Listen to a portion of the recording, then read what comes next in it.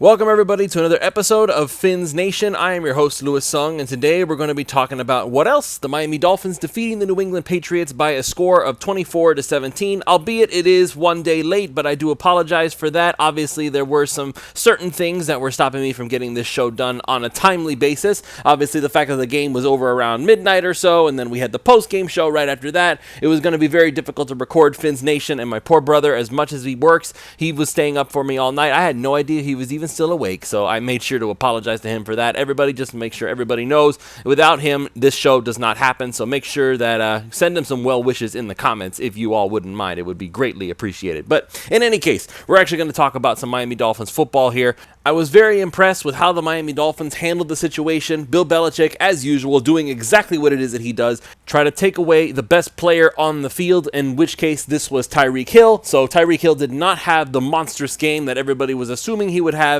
or rather, I should say, the game that everybody was hoping he would have. I personally did not believe that Tyreek Hill was going to be a major factor in this particular game. I felt like the Dolphins were going to have to find other options, and I personally felt like that they were going to have to count on the likes of Jalen Waddle, and they were going to have to count on the likes of River Craycraft, Braxton Berrios, even Durham Smythe.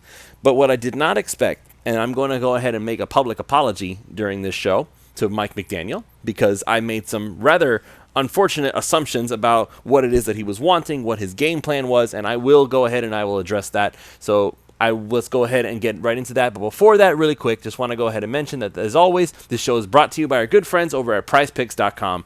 PrizePicks.com is the revolutionary fantasy platform where you can now pick up to 6 different players across professional sports leagues. Whether that's the NFL, the NBA, the MLB, one of each, it's up to you to decide. Just choose whether your chosen player will get more or less than their projected stat. They give you free squares, special Taco Tuesday promos, Flex Friday specials where you can get your money back if you lose, or multiply the amount of money you can normally win. So with offers like that, it's hard to justify not signing up if you're any kind of a fantasy sports fan. So use the promo code 5, that's FIVE, and they will match up to $100 on your initial deposit when you sign up. Give us promo code 5, FIVE, go to prizepicks.com, deposit your $100, and make sure that you remember that as you're listening to this, today happens to be Taco Tuesday, so there are discounted props for you to take advantage of. Make sure you're using that promo code 5, and PrizePicks will give you $100 of their dollars for you to play with if you deposit your $100 and get started winning today. This show is also brought to you by our friends over at Biscayne Bay Brewing Company.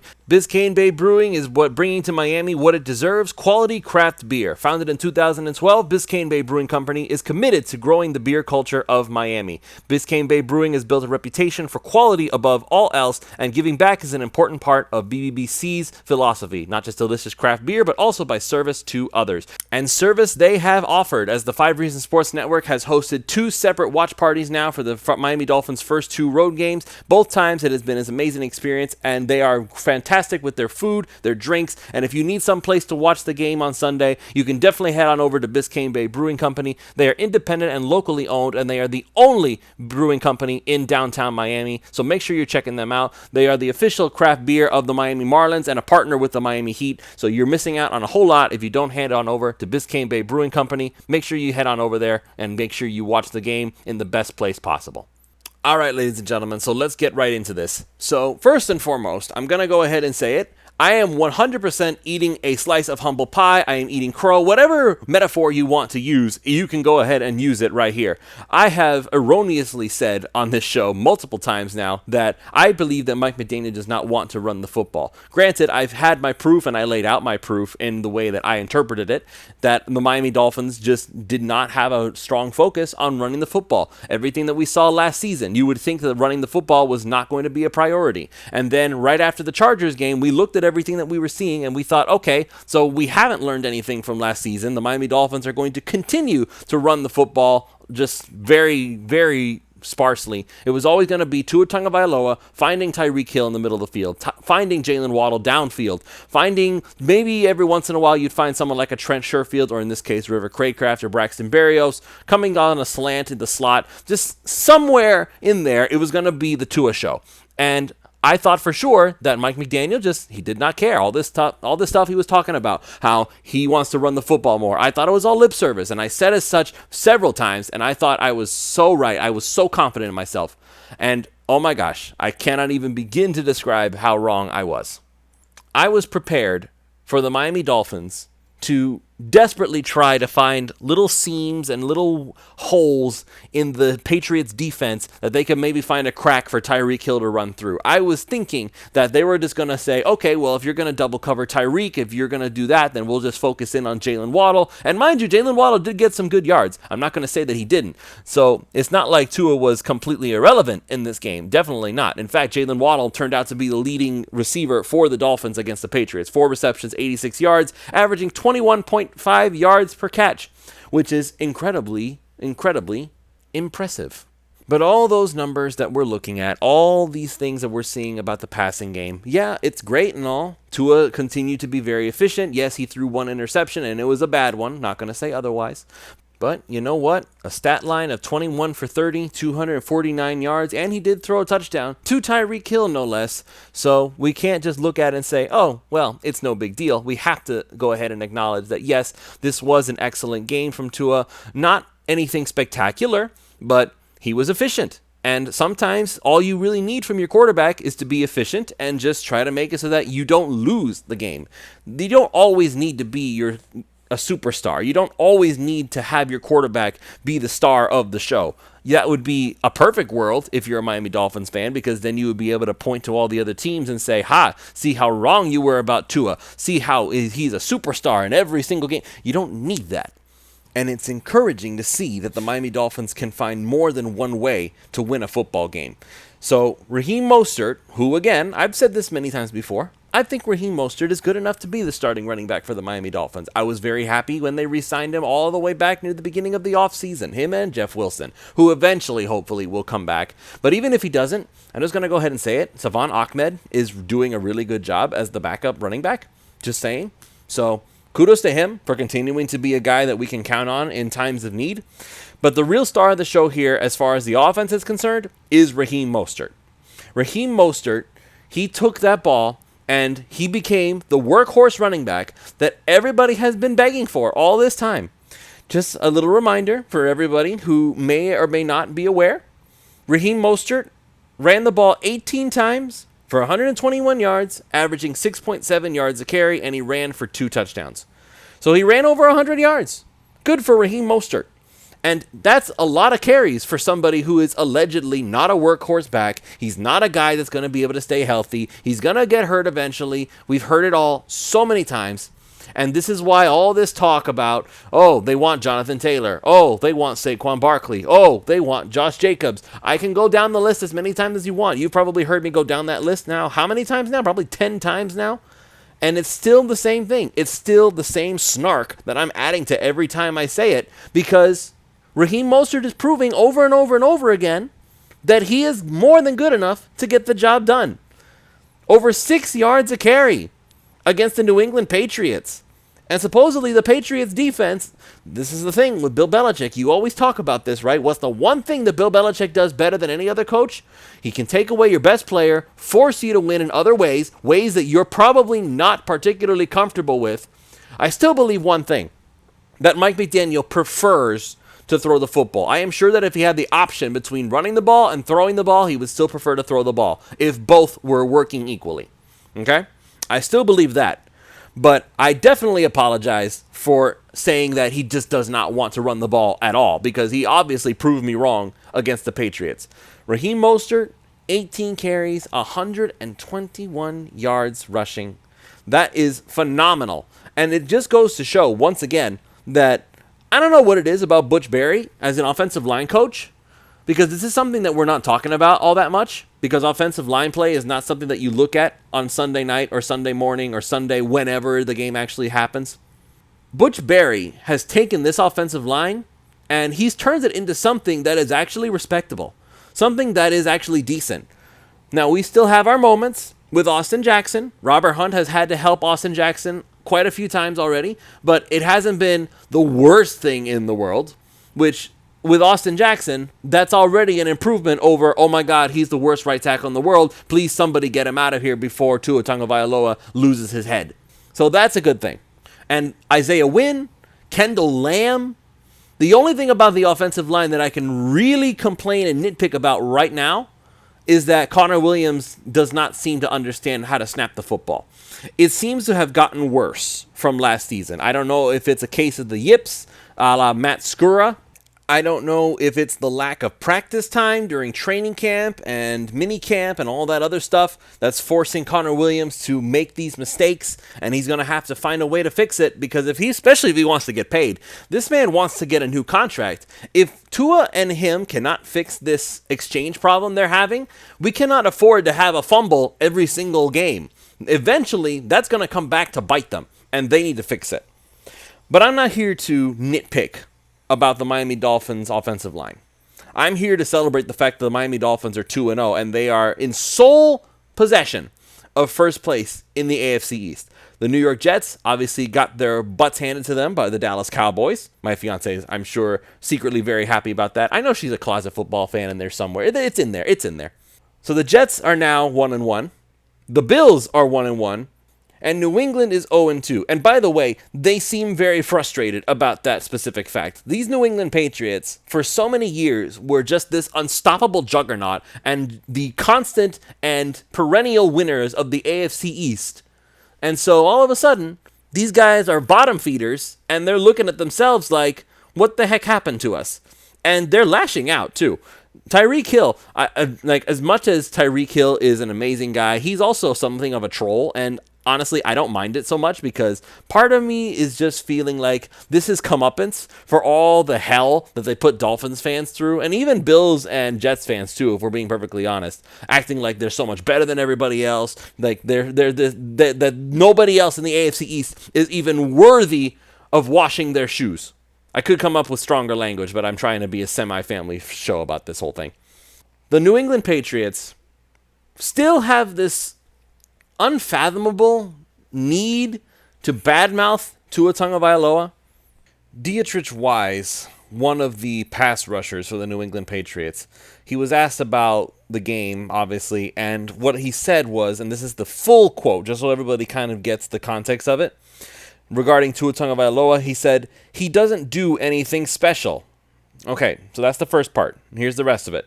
He's a very good quarterback, reads his reads. Today he was getting the ball out a little faster, and our rush wasn't really getting there. That's something that we do know, but we'll definitely work hard to change that record. But here's the first part of that a lot of people are up in arms about. The part where he says he doesn't do anything special. So, again, that's kind of like talking about him being a good quarterback and everything at that point. After making that comment, it just feels like it's a backhanded compliment. So the implication is that Tua did what any quarterback would have done. He's a good quarterback and he does his job. He didn't do anything that was considered remarkable. And I will say that in this particular game, except for maybe one or two throws, which kudos to him, of course, Tua did not do anything super special. But he doesn't have to. That's what I already said. The Dolphins were able to win with other things. Raheem Mostert with the running game. That's something that they were able to do. They were able to win that way. And I'm very happy to announce that this means that the Dolphins could quite honestly beat anybody in this league. Mike McDaniel's true genius is that he's basically dictating what the other team is going to do. If you play a certain defense against him, if you go ahead and show different looks, he's going to adjust and say, okay, I'll do this instead. And then once you do that, once you react to what he did, he's got you right where he wants you, because he will eventually circle back to round two. This is what I want to do with the ball at this particular moment, and you just open the door for me to do that.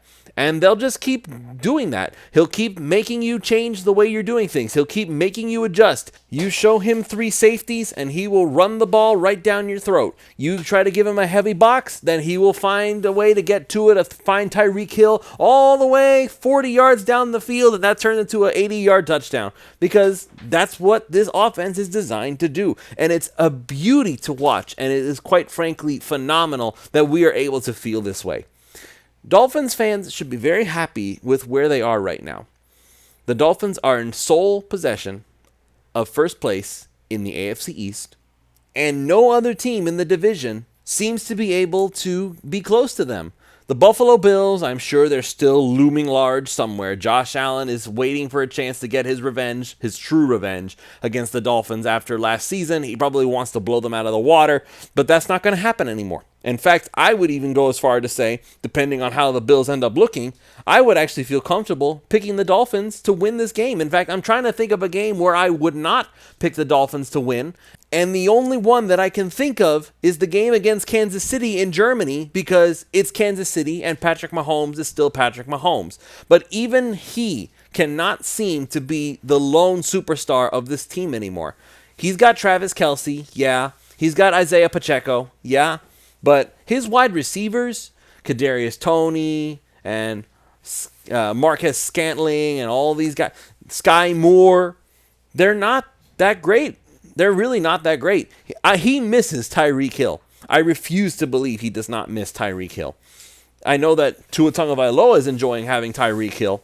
And so now you're in a position where the Dolphins could quite honestly be the best team in the entire AFC conference.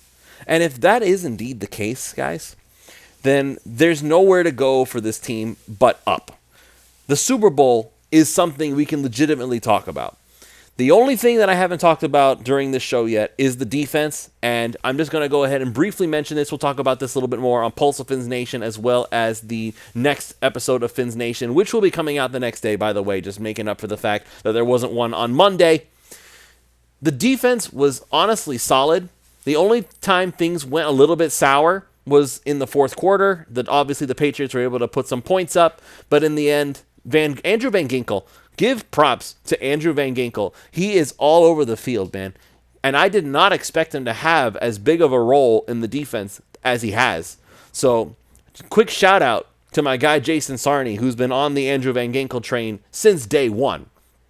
He's been saying that Andrew Van Ginkel was going to get a lot of snaps. And I mean a lot of snaps, more than I expected. I expected it to be David Long Jr., Jerome Baker, and then a nickel package, which means that there was going to be an extra cornerback floating around the field or an extra safety or something along those lines.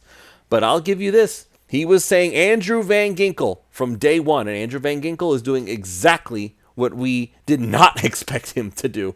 I did not expect him to be a core piece of this defense, but he's making stops, he's rushing the passer, he's acting as a middle inside linebacker, he's everywhere, and he was crucial in that game-ending play where Mike Gesicki lateraled to the offensive lineman and he got stopped short of the first down line on fourth down. Andrew Van Ginkel was part of what made that play happen, and if he hadn't been there, then maybe, just maybe, we're having a completely different discussion today. So props to Andrew Van Ginkel for all the work that he has put in, changing the entire way that he plays defense. He's a really, really good player. And Vic Fangio, for all the crap that I gave him early on in week one, I'm starting to understand now what this man's true genius is. It's not that he's going to stop the other team from having any success on offense. They'll have success. But it's the same way that Mike McDaniel plays his offense. He basically dictates to the other team, this is what we want you to be doing. And eventually, you will slip up, and that is when we are going to take advantage of you. It's not always going to work the way that we want it to. No defense is completely impenetrable, and that includes Vic Fangio's defense. But I'll tell you this, it was a big improvement from last week against the Chargers. Ramondre Stevenson, I expected him to run all over the Dolphins. That did not happen. Either that or Mac Jones was going to miraculously have himself a game. He did not really have that either. Yeah, he had a really high completion percentage, but that was all part of the plan. And that's the weird thing, is that now I can see it, is that it's part of the plan. You're going to be stuck in this box that Vic Fangio puts you in, and eventually somebody's going to slip up, or somebody on the defense is going to make a play, and that's when the offense is going to be able to capitalize and score those much-needed points that the Dolphins need to be able to continue their winning streak. Tua Tagovailoa is now 5-0 against Bill Belichick's New England Patriots. He has not lost to them yet. And quite frankly, the next game that they play, they're going to be in Miami. I don't see the Dolphins losing that game either. On defense, Andrew Van Ginkel, also Bradley Chubb, who guys have been calling out recently saying this guy is not worth the first-round draft pick we gave up for him. He had himself one heck of a game, forced a fumble, got a sack. He was all over the place, making Mac Jones' life miserable. So, once again, These players know how to play some really good football. All we really need to do is just watch them execute, and I don't know how far this team can go. But if they continue down this path, if they're just going to get better from here, then if we're in Miami, we may be talking Super Bowl. So that's going to be it for this show. Thank you all so much for listening. We will have another episode of Fins Nation tomorrow morning, and also we're going to have Pulse of Fins Nation tonight at 7:30 p.m. So make sure you're tuned in for that. We will be live. I will have my good friend Chris Early. Ron Caniff is still on vacation, so we won't be there, but we will have some other folks available to do Pulse, and it will be a lot of fun. So make sure you're tuned in for that. Big thank you, of course, to Prize Picks for sponsoring this show. Make sure you use the promo code 5, that's FIVE, and they will match up to $100 on your deposit when you sign up. And of course, big thank you to Biscayne Bay Brewing Company for sponsoring this show as well. They are locally owned, independently owned. They own the only brewery in downtown Miami. So make sure you're heading on over there if you need to watch some football or maybe some basketball, because that's also an option for you once basketball season comes up. If you need a place to watch your sports, that's the place to go. So once again, just head on over there and just say that we sent you. All right, you guys have a great night. We will see you all tomorrow for another episode of Fins Nation.